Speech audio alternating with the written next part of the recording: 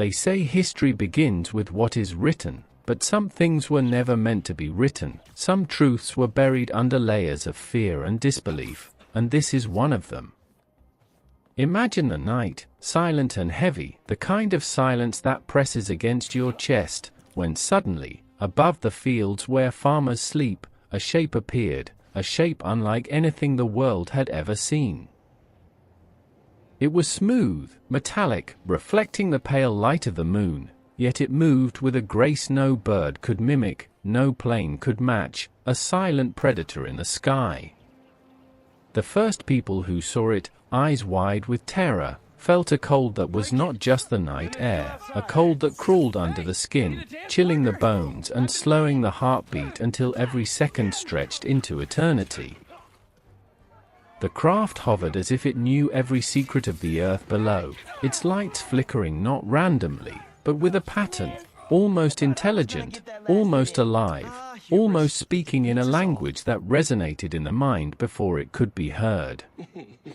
Shadows stretched in impossible ways, shadows that did not belong to the trees or the rocks but to something else, something watching, something waiting. The low hum that came from the object vibrated through the ground, through the feet of the witnesses, through the very air, and it seemed to carry thoughts, memories, warnings, or perhaps invitations that the human mind could not decode. The farmers whispered about figures that appeared in the light, humanoid, yet not quite human, reflected in the metallic surface, staring back with eyes that seemed to pierce into their very souls, eyes that read fear and curiosity in equal measure, and sometimes, words formed in vibration rather than sound, syllables that lodged themselves in the mind, impossible to repeat but impossible to forget. The craft would move suddenly, faster than thought, yet without sound, leaving behind scorched earth, twisted crops, and a silence that felt like the earth itself was holding its breath. Even the animals sensed it.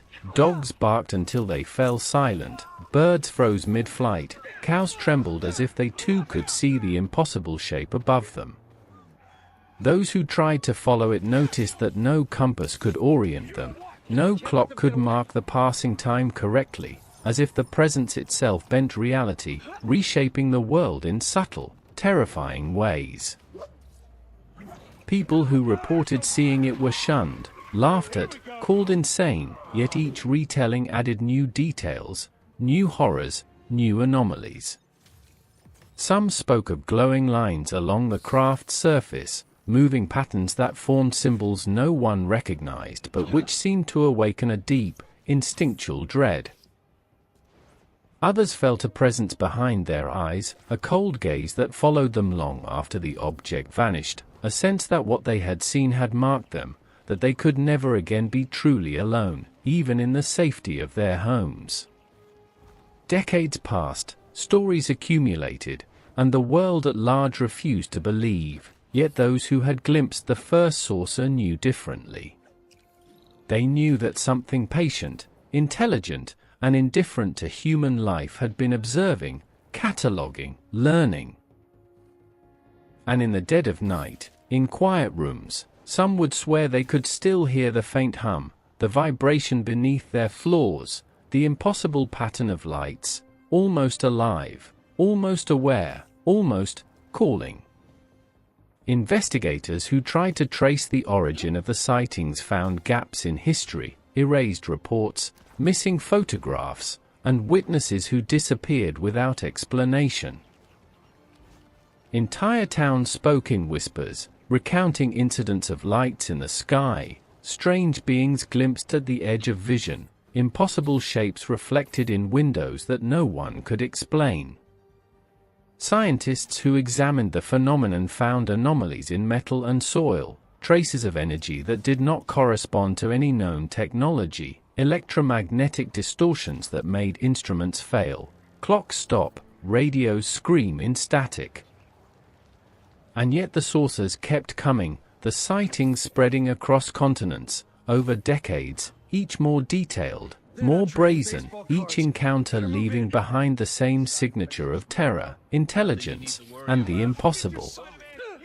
And now, when you look up at the night sky, do not assume those points of light are just stars, for some of them are watching, waiting, remembering the first time humans looked up and saw what was never meant to be seen. The first flying saucer was more than a sighting.